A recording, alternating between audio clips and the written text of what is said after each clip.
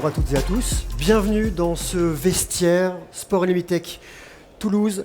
Vous l'avez vu, on est dans un véritable vestiaire. On a recréé un vestiaire pour ceux qui n'ont jamais mis les pieds dans un vestiaire. C'est un endroit où on échange avant, pendant et après un match. Un moment où il y a de l'intimité, il y a un moment où on peut vraiment avoir des rapports privilégiés avec ses coéquipiers. Et c'est ce qu'on va un petit peu essayer de faire pendant ces 2 jours ici à Toulouse. Vous allez avoir des sportifs, des entrepreneurs qui vont venir vous parler de projets, de ce qu'ils ont pu voir, de ce qu'ils ont pu faire. Et on va débuter tout de suite avec un vestiaire, avec nos 2 speakers, Vanessa Morales et David Berti. Le premier vestiaire, c'est surpasser et vivre avec sa maladie. Vanessa, infirmière toulousaine, traileuse, ultra-traileuse, alpiniste montagnarde et record woman du Kilimandjaro. David rugbyman, 5 fois champion de France avec le Stade Toulousain, vainqueur de la Coupe d'Europe, 6 sélections en équipe de France, je ne me trompe pas? Non. C'est bon pour l'instant. Joueur de rugby 13 fauteuil avec un titre de champion de France avec les Taureaux de Saint-Jory. Et cette année, il est champion de France 2e division avec le Stade Toulousain, fauteuil. Et David est atteint de sclérose en plaques. Premier symptôme en 97 et diagnostic en 2001. En juillet, tous les deux, ils ont fait un exploit. Ils ont gravi ensemble le plus haut sommet d'Afrique, le Kilimandjaro. Une vraie leçon de vie et c'est ce qu'ils vont venir vous expliquer. Bon vestiaire. Merci. Du coup, avant de rentrer dans notre histoire, on va vous montrer un petit teaser d'1 minute, 1 minute 30, pour que vous voyagez un petit peu avec nous sur le Kili. Et ensuite, on vous racontera comment ça s'est passé.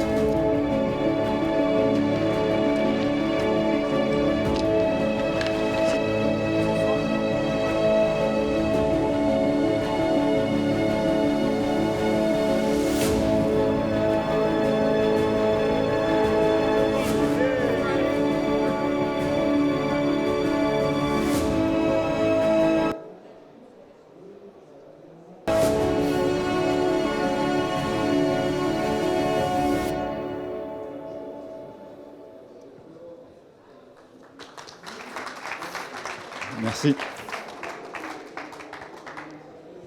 Donc là, vous avez un résumé très très court de ce qu'on a vécu ensemble, comme l'indique le titre, avec David Berti, mais pas que, puisque pour rester dans la symbolique rugby, on a créé une équipe de 15 personnes, dont vous avez vu certains noms du rugby que vous connaissez, Lièvremont, Castagnède, voilà, qui ont bien chargé d'ailleurs, je me permets de le dire. Oui. Voilà. Je souffert. Et en fait, l'idée de ce projet est née parce que David est le parrain de toutes mes expéditions. Donc moi, je pratique la course alpine, ultra-trail, voilà. Et ce qui m'anime aujourd'hui, c'est la très haute altitude. Et lorsque j'ai été décrocher ce record de vitesse sur le Kili, David m'a appelé pour me féliciter. Et là, je lui dis, écoute, ne raccroche pas parce que j'ai quelque chose à te proposer. Je lui dis, j'ai eu Marc Lièvremont qui est super motivé pour faire le Kilimandjaro en juin prochain, donc on avait même pas 1 an, je crois, de préparation. C'était 10 mois, je crois. C'est ça. Et donc je dis à David, tu es prévu dans l'aventure. Et là, sa réponse spontanée, comme souvent, ça a été... T'es jobarde, parce que je lui ai dit que pour moi c'était impossible. Moi, avec sclérose en plaques, gravir le Kilimandjaro, c'était mission impossible. Et elle a insisté, trouver des choses pour que je change d'avis. Moi, dans ma tête, le mot impossible, je voyais le mot possible clignoter. Me dire, avec Vanessa, en tant qu'infirmière, je risquerai rien. Elle ne prendra pas de risque pour moi. Des copains du rugby, on va rigoler. Ça va être la sortie de la maison de retraite des rugbyman. Donc j'ai dit, allez, feu, banco, on y va. J'y arrive, je serai le plus heureux du monde. J'y arrive pas, je serai le plus heureux du monde parce que je l'aurais fait. Si je le fais pas, je ne saurais jamais si j'aurais pu le faire. Donc voilà, c'est parti, une préparation pour le faire. Donc de la musculation uniquement sur les jambes. Des sorties en montagne, j'en ai jamais fait. J'ai jamais faite. La seule sortie que j'ai faite, c'est 15 jours avant de partir pour essayer mes chaussures au lac d'eau. Voilà. Et donc c'est Il parti. n'avait rien écouté parce que je lui avais dit tout le contraire. Et on ne peut pas être. Voilà. Donc je voulais partir, vivre l'expérience, vraiment découvrir. Et c'est ce que j'ai fait. Et vraiment, ça a été une aventure humaine, collective. Où le dépassement de soi, pour tout le monde, parce que des styles comme Marc, Thomas, qui étaient très sportifs, quand je les ai vus dans le dur, moi, j'avais beaucoup de doutes pour la suite de l'aventure. Vraiment, je pensais que j'allais abandonner, sortir. Puis des petites choses, un petit film qu'on m'a montré, que le caméraman qui nous a suivis m'a montré. Un petit film de la famille, d'amis, des gens que j'avais perdu de vue. Moi, quand je regardais les émissions de télévision, koh style koh tout ça, je disais que ça c'était pour la dramaturgie, pour faire vivre l'émission, que ça marchait pas. Mais non, je peux vous garantir que ça marche. Ça vous fait sortir les tripes et à la sortie, j'ai dit bon là, je me suis rendu compte que le monde qu'il y avait derrière moi, pour me soutenir, que les 14 personnes qui m'ont accompagné dans cette aventure, ils étaient venus pour que j'arrive là-haut. Donc j'ai dit, pour moi, le mot arrêter, abandonner, est en l'oreille de mon répertoire. Là, je me mets en mode avancé. Et c'est ce que j'ai fait. Et de ça, les autres qui me voyaient avancer, ils me disaient on ne peut pas s'arrêter non plus. Donc collectivement, on s'est tous autoportés dans cette aventure. Et vraiment, moi j'en garde un super souvenir. Et le dépassement, voilà, j'ai pu faire quelque chose d'extraordinaire et je peux. Et pour moi, c'est l'essentiel, c'est de montrer aux gens qui sont dans le même cas que moi, une maladie ou un handicap, qu'à partir du moment où on a une passion, une envie, on peut se dépasser, on peut le faire. Je ne dis pas à tout le monde de faire le Kilimanjaro, mais juste, si pour eux c'est le sport, faire une sortie tout simplement, ou si c'est la cuisine, le bricolage, de vivre cette passion à fond. À un moment donné, cette passion, on va la partager avec d'autres personnes, on va retrouver un lien social. Et là, moi, je dis que c'est le chemin de l'acceptation, et ça y est, c'est gagné. Et ça change complètement la vie. Voilà. C'est tout ce que je pense que je peux. Je vais m'arrêter, je vais laisser un peu parler, parce que sinon. Il parle plus que les filles, je ne sais pas si vous avez remarqué. Non, en fait, nous, ce qu'on retient vraiment de cette aventure, c'est David Berty, monstrueux comme il était à l'époque sur le terrain, pour ceux qui l'ont connu au Stade Toulousain. C'est vrai que l'équipe, David était le pilier de cette expédition, et puis l'équipe s'est accrochée au fait qu'on voulait arriver en haut à 15. Donc on a eu des coups durs, des coups très très bas, un Marc Lièvremont qui ne dormait pas, donc l'altitude a commencé à le pénaliser. Thomas Castagnède, qui est très athlétique, a chargé aussi, parce qu'au final, plus on est musclé, plus il faut distribuer d'oxygène, et plus on monte à haute altitude, moins il y a d'oxygène.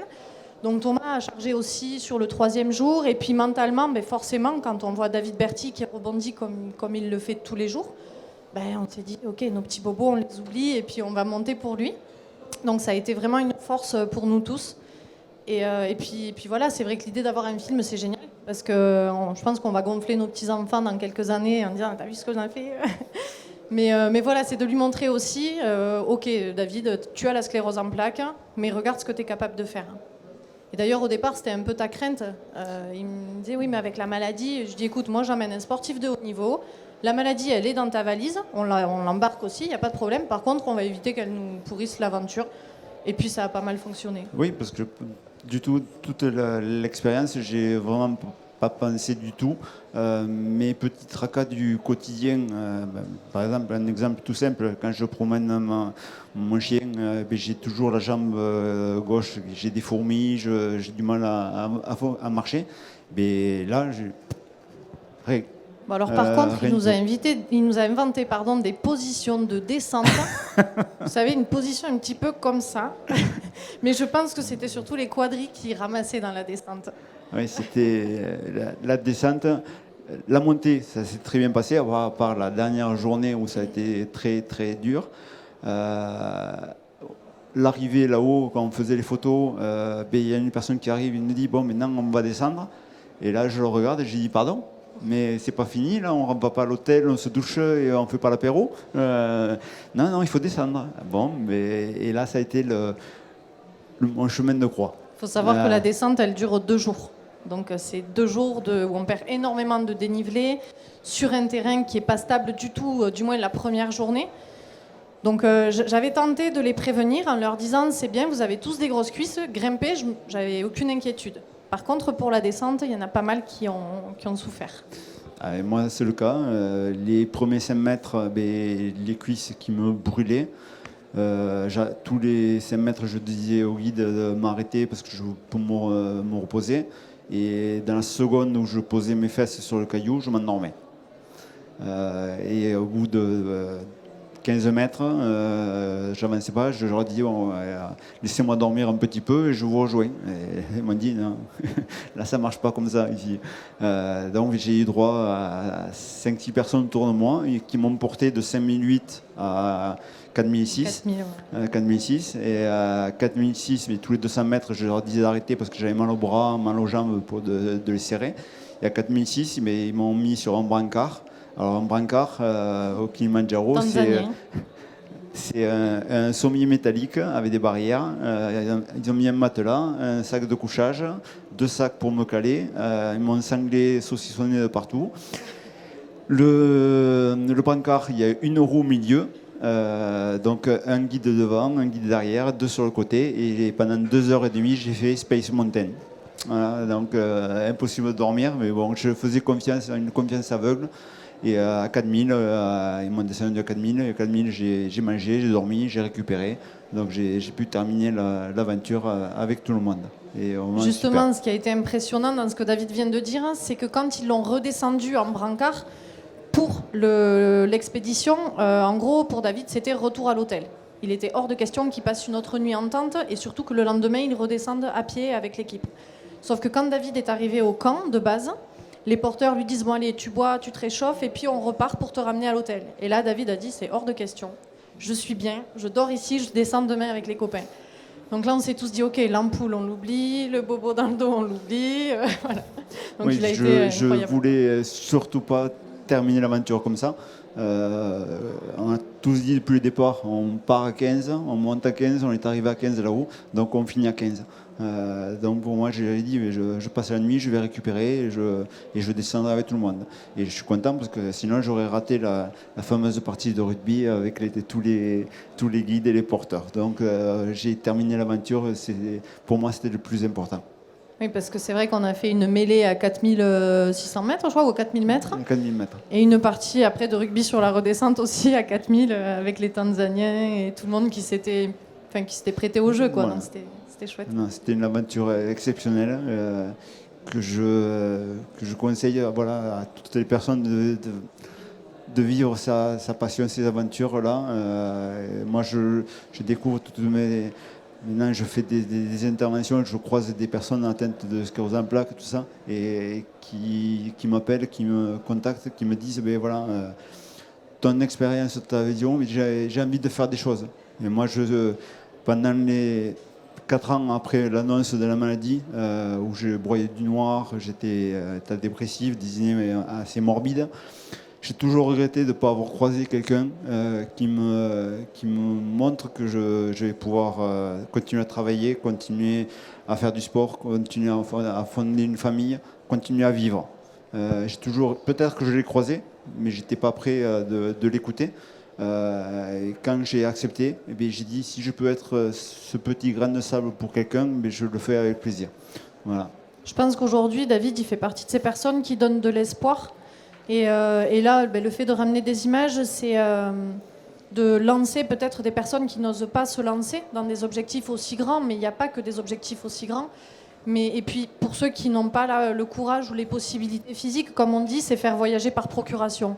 Voilà, on ramène des voyages et moi je suis infirmière, donc il m'arrive dans les structures où je travaille de proposer les images. Puis les gens se projettent en disant mais ce type-là, il a la sclérose en plaques, il a fait ça, donc moi je peux faire la petite montagne qui est à côté de chez moi ou mon petit tour de vélo. Voilà, je pense que c'est un bel exemple pour l'espoir en tout cas. Voilà. C'est fini ? Je sais pas. Merci beaucoup pour d'être venu. Ça fait tout drôle de se retrouver dans un vestiaire. Moi, ça me donne envie de vous motiver, de vous voir comme ça. Là. Comment on fait d'ailleurs dans les vestiaires pour motiver les troupes là ? Alors moi, j'ai pas l'habitude. Moi, j'écoutais l'entraîneur qui trouvait les bons mots à chacun pour nous faire pareil, de nous dépasser. Voilà, c'était quelque chose, une expérience unique. Je pense que juste, je reviens sur ce que tu viens de dire, là, donc de motiver les troupes et tout ça. Et sur le Kili, là, quand on est parti au tout début, donc il n'y avait que des rugbyman. Le rugby, c'est un sport collectif et ma discipline paraît être un sport individuel, mais au final, c'est un des sports les plus collectifs que je connaisse.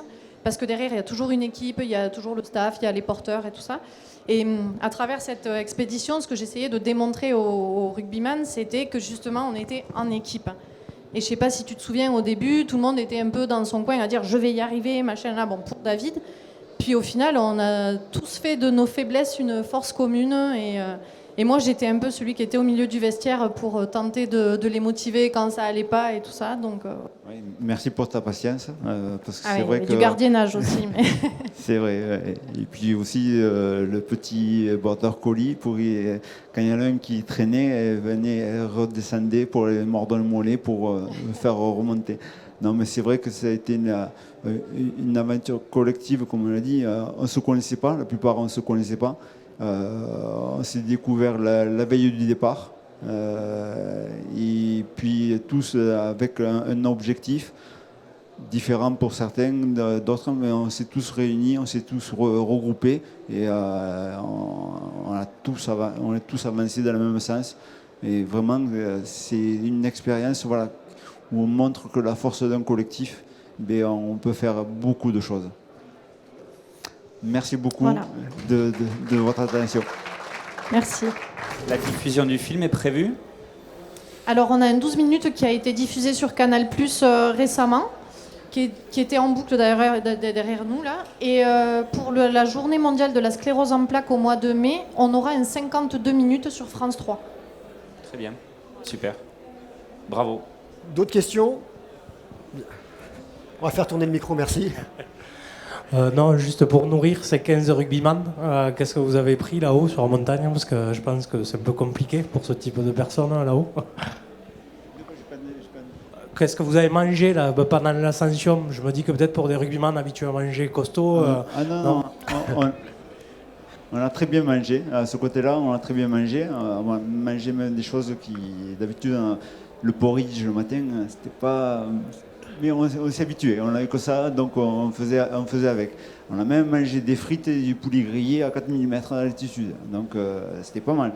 Donc non, de ce côté-là, on n'a pas à se plaindre. De toute façon, on savait qu'on allait grimper une montagne, qu'on allait sortir de notre train-train quotidien, de notre zone de confort, donc on s'attendait qu'on allait avoir des conditions assez difficiles.